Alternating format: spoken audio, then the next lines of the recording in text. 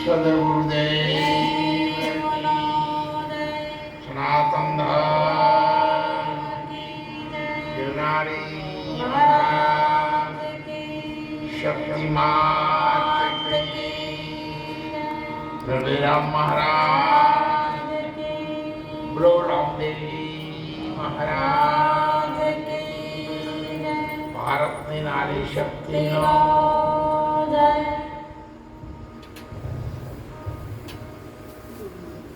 દરરોજ કરતા ખૂબ મોડું થઈ ગયું છે આજે.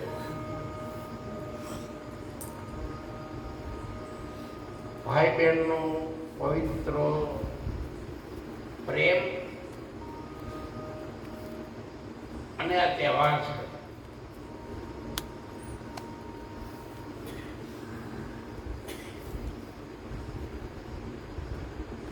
રાખડી બાંધવાનું પરંપરાથી આપણે ચાલતું આવે.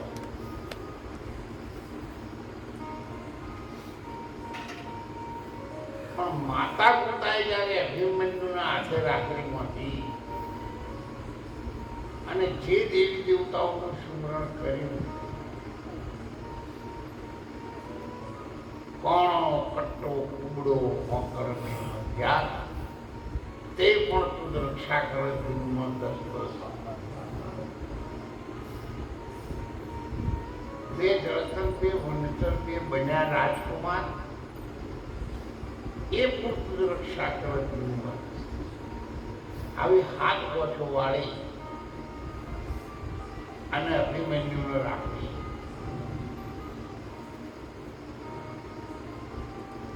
એ રાખડી હોય ત્યાંથી સ્વયં પરમાત્મા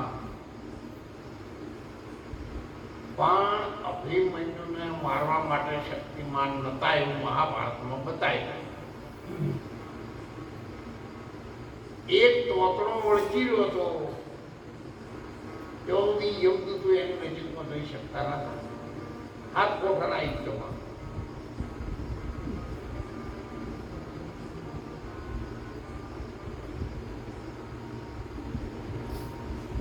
એવું કવિઓએ બનાવેલું છે, આપણે ગાતા આવ્યા છીએ, લોકપ્રિય છે.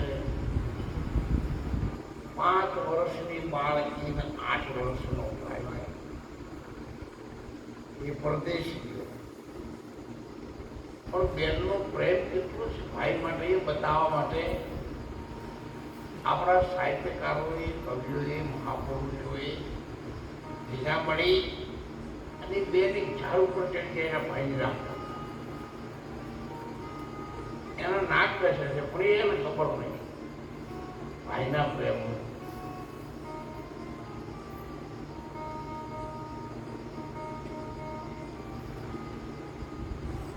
એ વખતની વાત છે. ભગવાન રામ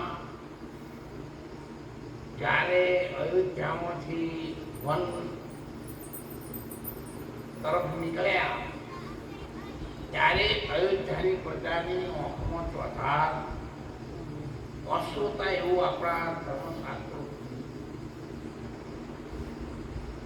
અત્યારે કોઈ કથાકાર કથા વાંચે અને ભગવાનને નીકળવાનો જ્યારે આ સમય આવે ને કથા એવી રીતે વાંચવામાં આવે એટલે આ જાહેર જનતા હોય છે એ પણ રોવા મળે. પણ અયોધ્યામાંથી ભગવાન જે વખત નીકળ્યા હતા અયોધ્યાની પ્રજાને જે રૂંગું આવે અથવા રુદન આવે એવું અત્યારે આપણી આ પ્રજાને આવે.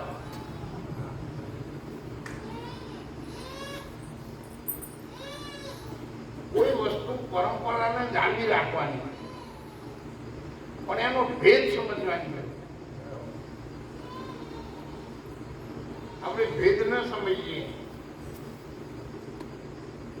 તો એવું કહે છે કે ભાઈ 56 કરોડ યાદવ દ્વારકામાં હતા તો આખા ભારતમાં ભારત આઝાદ થયું ને ત્યારે 55 કરોડ પબ્લિક હતી તોય નથી અમારી આખા ભારતમાં.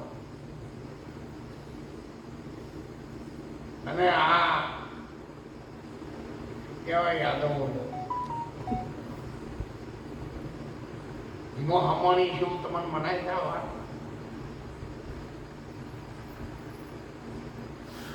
પણ આપણે એ વખત હતું એટલે માની લઈએ બે છે ને આપણે ના પાડી અત્યારે જો આપણને નડાય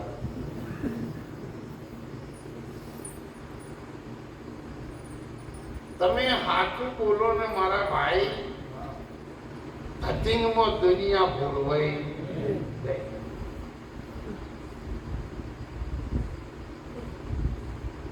પેલા બેન ભાઈને રાખડી બાંધવા આવે એટલે એના મંદિર તો મારો ભાઈ સુખી બને, સારું જીવે, એનું કુટુંબ સારું રહે એવું એનો મંત્રો તો કે ક્યાંક માતા પિતા જેવડા જેવા અત્યારે નહીં આવડતા હોય આ બહેનોને. અને અત્યારે કોઈ તમે તારા માતાનું નામ લઈને પહોંચો તો માતા તમારું કામ કરાય.